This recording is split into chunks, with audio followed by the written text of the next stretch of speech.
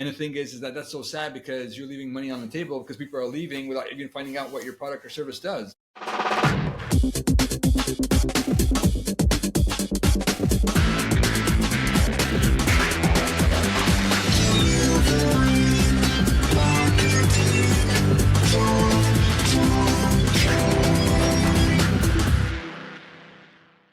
Hey there, and welcome to a brand new episode of Delivering Marketing Joy. I am your host, Kirby Hassman, and joining me today is a brand new rock star. I'm so excited to dive into some of these topics today. I'm going to learn a lot. He's a seasoned digital expert, an expert in exceptional websites, and the dynamic force behind swift press support. Peter Guirguis, or Peter G. Thanks so much for joining me, man. Thanks so much, Kirby. It's a pleasure to be here. Absolutely. So, I love the idea of building exceptional websites, and there's a lot of people out there building them. But what inspired you to? I want to start there, like the Swift Press support. What inspired you to launch that, and how's that journey been so far? Yeah, sure. I love telling you a little bit of my background. So it kind of starts a little bit a while ago, back in 2009, and I remember I was standing in front of a lake. And I was going around it with my then fiance, and I was just about to propose. And I went around the lake, and I got down on one knee, and then I proposed to my fiance. And lucky for me, she said yes. Unlucky for her, she said yes. But we got married, and on that day after I just proposed, I looked over to my wife and I said, "Hey, honey, can I ask you, what is your dream for our life together?" And she thought about it for a little bit, and she said, "You know what? There's a lot of women that like to have careers and to go to the marketplace and have that, but it's just not for me. And my dream is for us to be able to have like enough income so that I would be able to stay at home and work with the kids." Yeah. So yeah, that was her dream. So I said, you know what? That was when it was planted in my heart that, hey, I have to be a provider and to provide enough income to be able to provide for my wife to not have to go and get a job. So I was working a job at the time, working for a company. And after 1 year after we got married, we had my first daughter and everything was fine at the time. But then 3 years later, we had my son, and that's when the bills began to pile up. You know what I mean? Yeah, totally. And that was the problem, is that my corporate job wasn't making enough money anymore. Yeah. And so I began to think of these different ideas like, okay, how can I make money online so that I could be able to supplement my income?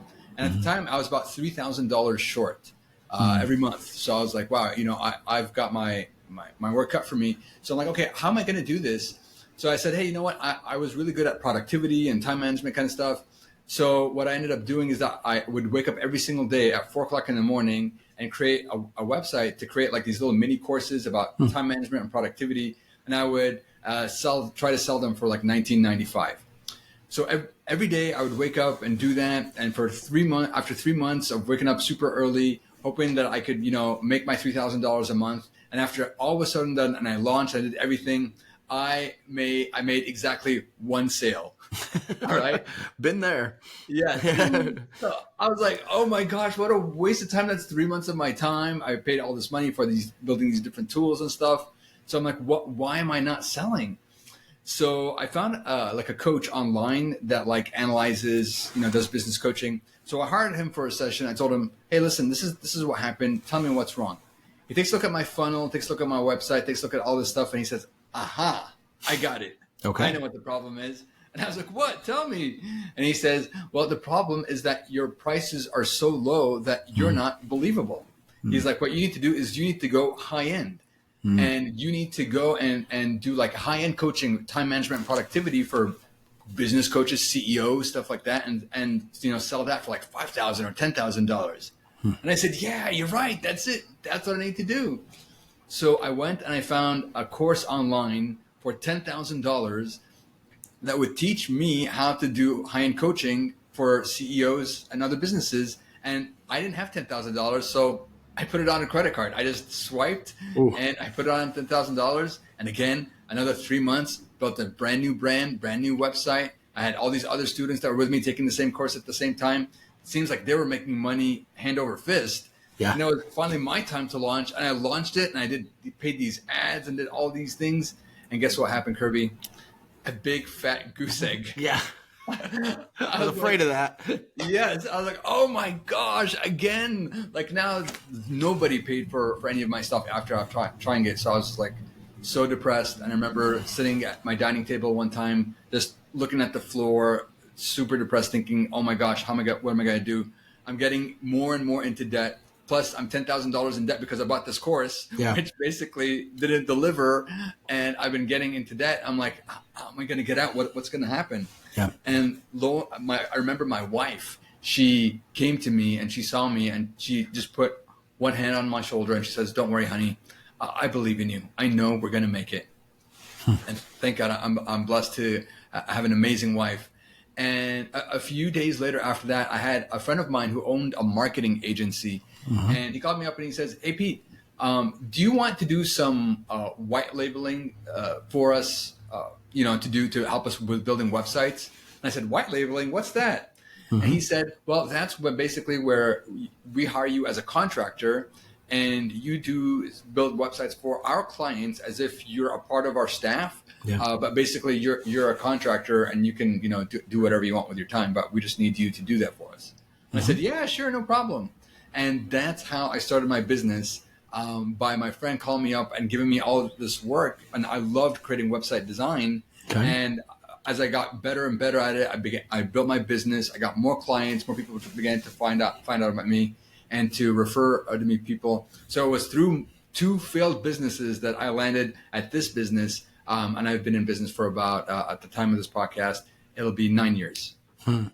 Yeah, it's funny how sometimes those failures, you don't know what you're learning through them. And then one of my favorite quotes is life doesn't happen to you, it happens for you, right? Yes. And that's a great example. So you've learned a lot about websites. So let's talk a little bit about that. So how do you think, AI is the big buzzword? I mean, that's like I was at a conference recently and they said, every time somebody says AI, you have to take a drink, right? Like, and so it said, so how is AI influencing web and landing page design? Are there any tools that use AI to enhance the user experience? Oh yeah, absolutely. And this is such a phenomenal question, Kirby, because AI is the buzzword. And I think where AI really excels these days is in helping you come up with the content for your page. So you could use, for example, ChatGPT, and the trick, I think, or the secret to making AI work for you when it comes to websites is prompt engineering. And prompt engineering is the science behind, hey, what do you put inside of AI in order to be able to get the best text, the best output out there? Because I know from a lot of business owners who have tried AI, and they're like, oh yeah, I've been there, tried that. It's cool, it's like something for fun. They don't really see the practical applications. Right. But that's because they haven't been trained about how to really create a good prompt to get, good stuff out of there. And that's what I find it can be really helpful with AI is giving it the correct prompts to help you come up with, good content for your homepage, for your about page, stuff like that. There are other tools also that have been very helpful with creating like the actual design itself. So okay. if you're looking to do a DIY, you want to do it yourself, basically there's a tool out there called Framer that's becoming more popular that people can check out, in which you just give it a prompt and basically it spits out, a whole website for you. There's definitely going to be, it will need some changes and they'll need some modifications. And then also like, if you're a DIY or business owner, it's like, are you really going to find the time or have the time to keep on making the changes and do all the stuff? So that's the problem with going that route, but there are tools out there to help you with the design aspect as well. Yeah, I love it. And I think that's exactly right. I think one of the things when people say that AI doesn't work, I think part of it is that they haven't put in the time to learn the prompts. So it's like being a good interviewer. You got to ask the right questions to get things out, right? But I also think that they're thinking that AI is just going to do all their work for them. And it's like, well, use it for ideation, use it for, and then, put the human touch on it. I think that's where I see people really doing well. One of the ideas is you build a website and you build it and they will come. So let's talk landing pages for a second. When designing a landing page, what are some of the key elements that you believe are essential for driving high conversion rates? Yeah, absolutely. I know you have a really good marketing background too, Kirby. So I'm sure you've seen this also in your career. But probably the single most important thing is what you put at the very top above the fold. We call it the hero. Some people call it by different names, but we just call it the hero element above the fold. It's the very first thing that people see. And the most important part is your headline. And the thing is that over here, like people really make huge mistakes, because if people come to your website and they don't understand what you do within 5 seconds, you bet they're leaving. And the thing is that that's so sad, because you're leaving money on the table because people are leaving without even finding out what your product or service does. So that's the very most important thing. Yeah. So we suggest in that area that you create a headline that basically the headline could be something that has the benefit. Hey, what's the benefit of your product or service that you do? And then followed by like a small little paragraph that does, hey, we do X for Y.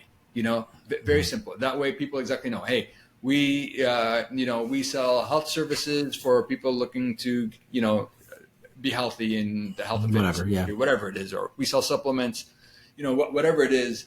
So that way people understand, then they can scroll. And the whole point is to get them to scroll to the next section. So I think that is the single most important thing. And then the other item too that I would say is to also talk about the problem that you solve for your ideal client. Should come the very next thing. Yeah, love that. And the reason for that is because really people love to be understood, and they first want to be understood before they will understand you. So if you can identify with them and show them that, hey, I get you, and you're entering into that conversation that's already going on in their minds, then they're more like, hey, I like this person. I like Kirby. I like Kirby's website. He gets me. And then they're more likely to scroll down the page and go further and investigate. That's great. That's great advice for landing pages, but great advice just in marketing in general, right? Like it really is. Like Donald Miller says, if you confuse, you lose, right? And I think there's so much truth to that. So that's great, Peter. Okay, final question for you.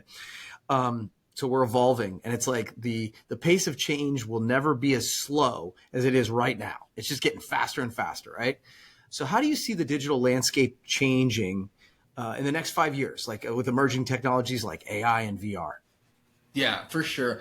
And I think in my opinion, Kirby, I'm following the AI space very closely. And I do see that people will start losing some of the jobs, because as AI is becoming more prevalent and AI is being able to do more and more of the complicated things that, humans are doing. And I think a lot of people are worried about that. And I think the most important thing is just to be flexible. There was a time in our country where everybody got around on horse and buggy, Yeah.